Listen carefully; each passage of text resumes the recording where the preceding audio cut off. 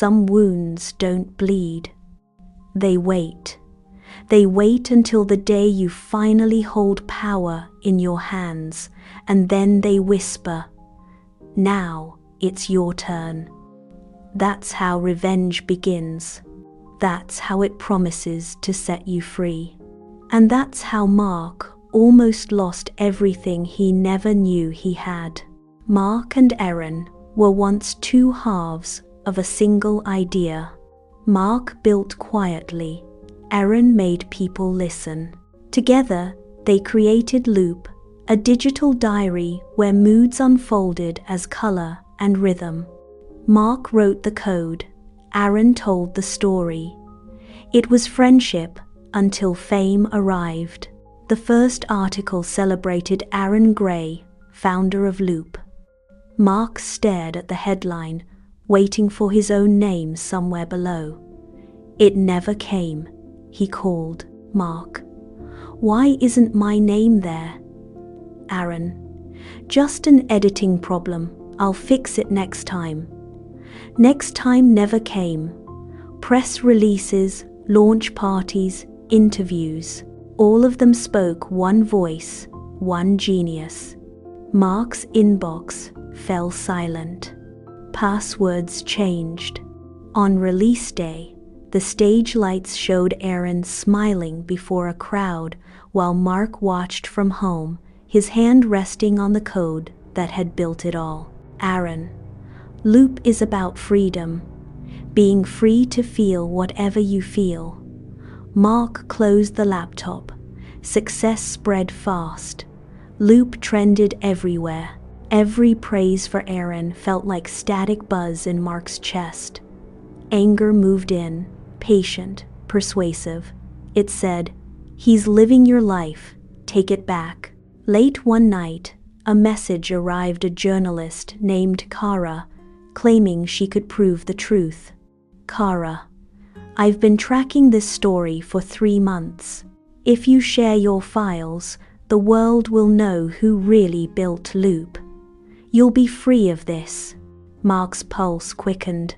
He opened folders. Early drafts, emails signed A&M forever. Revenge became a project. He imagined it, the headlines, Aaron's face stripped of confidence, the apology, the power. The vision felt electric. Then Kara sent him something he didn't ask for. "Kara, my last story like this destroyed a man in 2 weeks. Lost his company, his marriage. I have the screenshots if you need proof." She said it like a trophy. Mark stared at the screen. She was proud of it. "Mark, is that what I'm becoming?" When he pictured Aaron's downfall, Mark smiled. Just for a moment. Then he felt nothing. Because the fire that burns your enemy still burns you. Screens reflected his tired face. The fantasy faded into the same blue light he'd stared at for months. What he built to feel alive was making him small. 3 days later, his phone rang. Aaron. Mark stared at the name for 4 rings, then answered. "Aaron. Hey, I know this is strange." "Mark, it is." "Aaron. The sync protocol, the mood algorithm you wrote in March. It's breaking every night at 2 a.m. I don't understand why." Silence. "Mark, you called me to fix your code." "Aaron. Our code. That word, our. It came out small, unsure. Like Aaron's mouth remembered something his pride had tried to forget. Mark said nothing for a long moment. "Mark, check the thread timeout. You never changed the default." "Aaron. Right. Yeah. I'll." He stopped. Mark waited. The apology didn't come. It almost did. Mark could hear it, the shape of it, sitting in Aaron's throat. Swallowed back down. "Aaron. Thanks." The call ended. Mark sat still. Aaron wasn't a monster. He was a man who had made a choice and spent every day defending it. Admitting it would cost too much. That was almost worse than if he were a monster. Mark understood it, and understanding it made the anger smaller and the sadness bigger. He left the city for the coast to visit his grandfather, the man who built things that lasted. The house smelled of wood and sea. They shared quiet before words. "Grandfather, you look like someone who's been fighting inside his own head." "Mark, he stole what I made. A journalist says she can prove it. She wants to publish the whole story." "Grandfather, and the journalist, is she trying to free you or using your wound to build her own name?"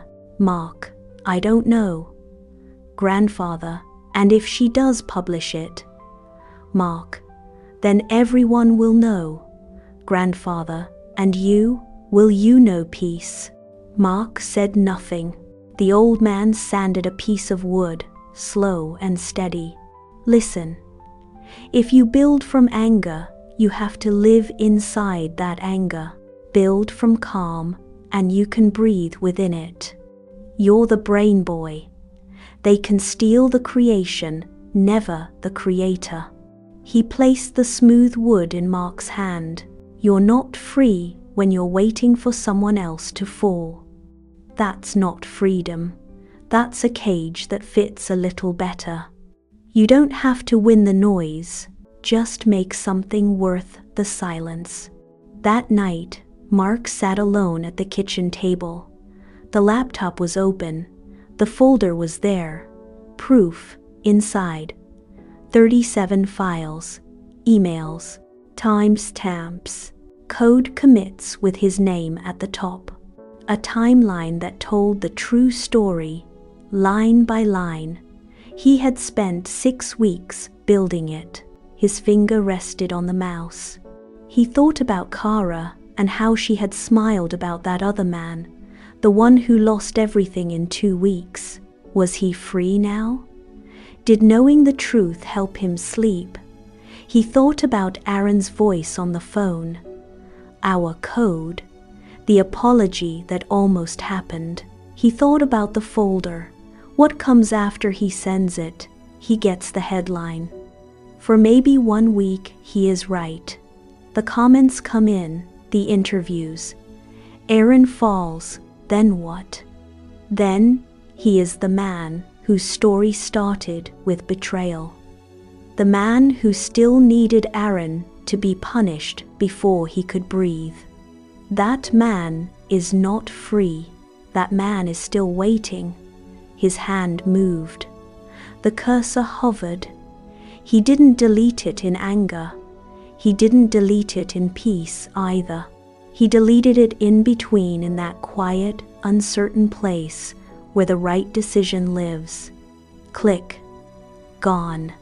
He sat in the silence for a long time. It wasn't relief exactly. It was something older, quieter. Like a door he had been holding shut finally had a lock. He closed the laptop. He did not feel free yet. But he felt, for the first time in months, like he was facing the right direction. Back home, he began again. Same computer, new purpose. An app called Every Step. Simple reminders, bills, medication, life made easy. No followers, no applause, just usefulness. He kept the fire, but changed what it warmed. Anger became focus. Revenge became design. Each line of code was a step further from the cage. Months passed. Then one comment appeared online. "This new app actually helps my mom remember her medicine." Soon there were more. Real stories, real people. Every step began to live its own quiet life. One gray afternoon, Mark saw Aaron in a cafe. Same city, smaller voice. "Aaron, you're still in code, huh? Without me, Loop wouldn't exist. I pushed it. I made it viral. Mark, maybe, but code remembers its maker. Aaron laughed, but the sound was hollow. Mark left. Sometimes silence speaks louder than pride. Weeks later, loop cracked. Data leaks, system crashes, angry users. Aaron tried to repair the code, but truth doesn't respond to commands. The company folded under the headlines that once fed it glory. Mark heard about it on a Tuesday morning. He was making coffee. He stopped. He waited to feel something clean. And something came, just for a second. A small, sharp flicker. Good, said something old inside him. He noticed it. He set down the cup. That feeling it was the old fire. The one he thought he had walked away from. It hadn't died. It had just been waiting. He stood in the kitchen for a long time, looking at nothing. He wasn't proud of the flicker, but he didn't pretend it wasn't there. Then he picked up the cup, finished the coffee, opened his laptop. 3 new comments on every step. A woman in Ohio, a man in Vancouver, a teenager whose grandfather now remembered to take his heart medication. Mark read each one slowly. The flicker faded, not because he was better than the anger, but because he had built something that mattered more.